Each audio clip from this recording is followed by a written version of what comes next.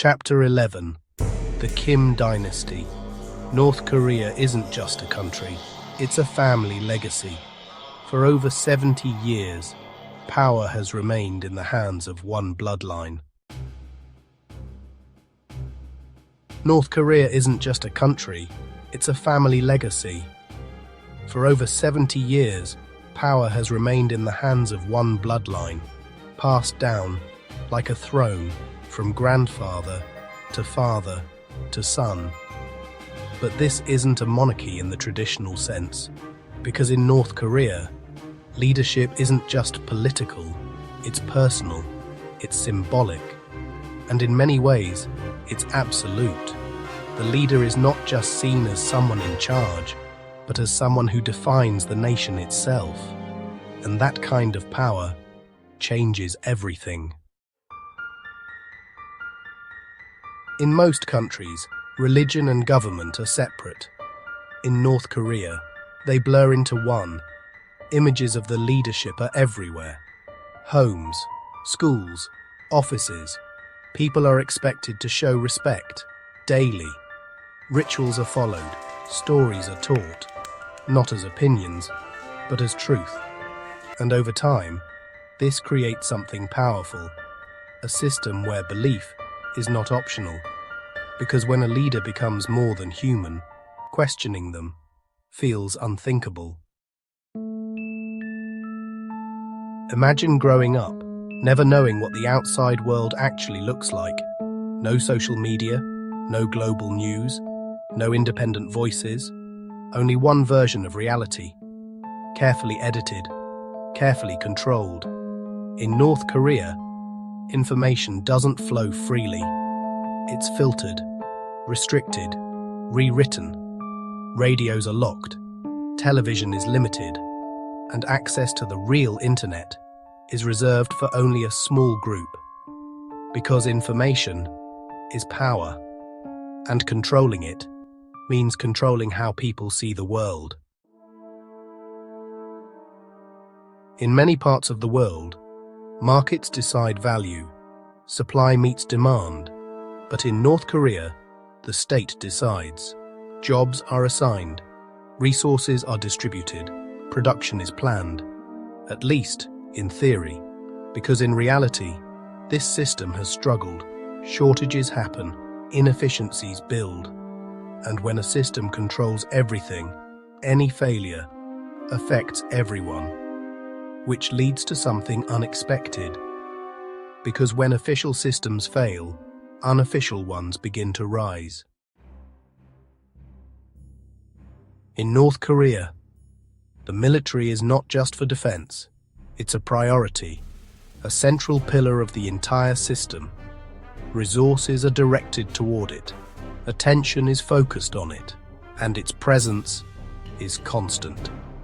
Parades, training, displays of strength, because a powerful military serves two purposes. Externally, it sends a message to the world. Internally, it reinforces control. But the most powerful symbol of that strength is something far more serious. North Korea is one of the few countries in the world with nuclear weapons, and that changes everything, because nuclear weapons are not just tools of war. They are tools of influence. They shift how other countries respond, how they negotiate, how they calculate risk. But here's the key question. Why would a country with limited resources invest so heavily in something so dangerous? The answer is more strategic than it seems. From the outside, it may look like aggression, but from the inside, it's often framed as survival. North Korea has seen what happens to governments that lose power, that lose protection. So nuclear weapons become a kind of insurance, a way to deter threats, a way to make sure no one can easily intervene. It's not just about attack, it's about preventing attack. And that creates a dangerous balance, because when everyone knows the cost of conflict, no one wants to make the first move. To pressure North Korea, many countries have imposed sanctions, restrictions on trade, limits on resources, barriers to economic growth. The goal is to force change, but the reality is more complicated, because while sanctions target governments, their effects are often felt by ordinary people. Prices rise, access shrinks, and daily life becomes harder. Yet despite all of this, the system remains. Which raises another question: how? Behind the official system, there's another world, unseen, unofficial, but essential. Markets that operate quietly, trading food, goods, services. This underground economy fills the gaps left by the state. It allows people to survive when official channels fall short. And over time, it has grown, adapted, expanded. Because even in the most controlled systems, human behavior finds a way. People trade, people adapt, people survive, even when they're not supposed to. From the outside, North Korea can look unbreakable, tightly controlled, perfectly structured, but no system is without flaws.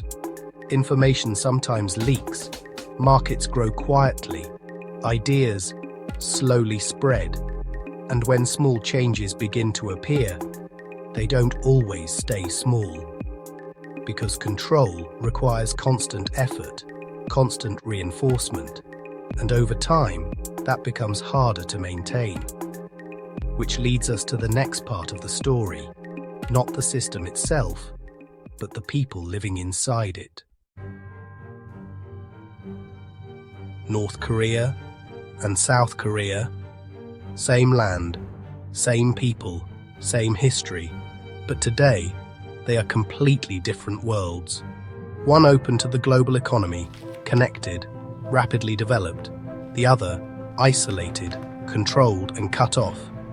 But this divide didn't happen naturally, it was created, and to understand it, we have to go back.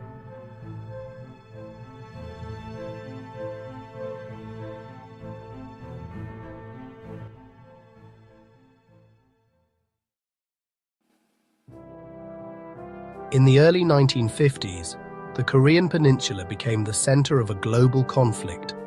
For 3 years, war reshaped everything. Cities destroyed, millions affected, families separated, and then it stopped. Not with a peace treaty, but with an armistice, a pause, which means technically the war never ended. Even today, both sides remain in a state of unresolved tension, a conflict frozen in time. Between North and South Korea lies one of the most heavily fortified borders on Earth. A narrow strip of land, lined with defenses, watched constantly. On one side, a modern, globally connected society. On the other, a system built on control and isolation. It's more than a border. It's a line between two completely different realities, and crossing it is nearly impossible. The tension doesn't stop at the peninsula, because North Korea's actions have global impact, especially with the United States. Over the years, there have been moments of escalation, statements, sanctions, military exercises, each side watching the other, responding, calculating, because when two powerful forces interact, every move matters, and every miscalculation can have consequences.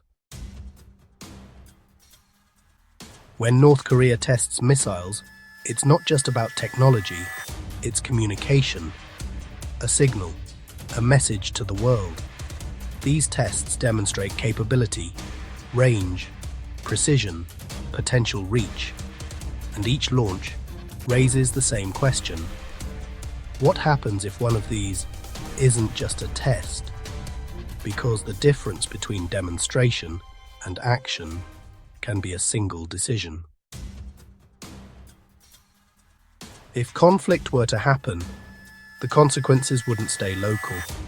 Major cities are within range. Infrastructure would be affected. Global markets would react. Alliances would be tested, and millions of lives would be impacted.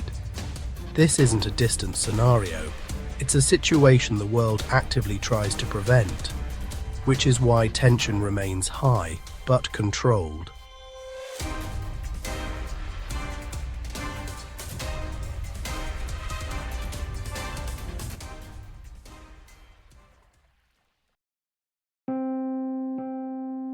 There's another key player in this story. Not always loud, not always visible, but extremely important.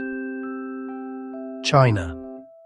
As North Korea's largest neighbor, and one of its few consistent connections to the outside world, China plays a balancing role, supporting stability, avoiding collapse, preventing escalation, because sudden change could create uncertainty no one wants. So while others apply pressure, China often focuses on maintaining balance, quietly, strategically. Conflict today doesn't always happen on a battlefield. Sometimes it happens in code. Cyber operations have become a modern tool of influence. Targeting systems, networks, information. These actions are harder to see, harder to trace, but their impact can still be significant. Because in a connected world, disruption doesn't require physical force, just access. Now imagine this scenario. Tension rises, communication breaks down, a decision is made. What happens next? It wouldn't be slow, it wouldn't be contained. Events would move quickly, responses would follow, and within a short time, multiple countries could be involved, not by choice, but by obligation, because alliances mean commitment. And in a situation like this, those commitments matter, which is why every effort is made to avoid reaching this point. So where does that leave us? A situation where conflict is possible, but avoided. Power is demonstrated, but not used. Tension exists, but is managed. A constant balance, where every move is calculated, every action observed, and every decision carries weight. Because in this kind of standoff, the goal isn't to win, it's to avoid losing control. Pause for a moment. Not as an observer, not as someone watching from the outside, but as someone born inside North Korea. Same rules, same limits, same system, no internet, no outside perspective, no way to compare your life to anything else. Would you question it? Or would it simply feel normal? Because the truth is, most people don't choose what they believe. They inherit it from their environment, from their education, from what they're allowed to see. So if you were born into a system like this, would you even realize it? Or would you defend it? The same way people everywhere defend what they know. There's a question that sits quietly beneath everything we've explored. What matters more, freedom or stability? In some parts of the world, freedom is everything. Choice, expression, opportunity. But it often comes with uncertainty, risk. In other systems, stability is prioritized, structure, order, predictability, but at a cost. Less choice, less flexibility, less room to challenge the system. North Korea represents one extreme of that balance, and whether people agree with it or not, it forces a difficult question. If you had to choose, what would you sacrifice? Behind every system, every policy, every headline are people. Real lives, families, children. Individuals trying to navigate the world they were given. Some adapt, some struggle, some try to leave, some stay. But all of them live with the consequences of a system they didn't design. And that's easy to forget when we reduce a country to a headline, because this isn't just a story about power or politics or weapons. It's a story about people. So now we return to the question we started with. Is North Korea the most dangerous country in the world? At first, the answer seems obvious. Nuclear weapons, military displays, global tension. But danger is not always what it looks like. Sometimes, it's not about what a country has, but what it lacks. Transparency, communication, understanding. Because when a system becomes isolated, when information is limited, when unpredictability increases, the risk doesn't just stay inside its borders, it spreads. Uncertainty creates tension, and tension creates the possibility of conflict. So maybe the real danger isn't just power, it's not knowing how that power will be used. North Korea isn't just a mystery, it's not just a threat, it's a reflection of what happens when control becomes absolute, when information is restricted, when a system closes itself off from the rest of the world. But it's also something more. A reminder that the systems we live in shape how we think, what we believe, what we question, and what we don't. Because no country is completely immune to control, to influence, to narratives that shape reality. The difference is how visible those systems are. So maybe the real question isn't just about North Korea. Maybe it's about us. How much of what we believe have we actually chosen, and how much was chosen for us?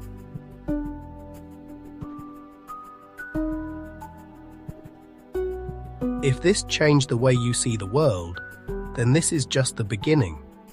Because there are more stories like this, more systems, more hidden realities, more questions that most people never stop to ask.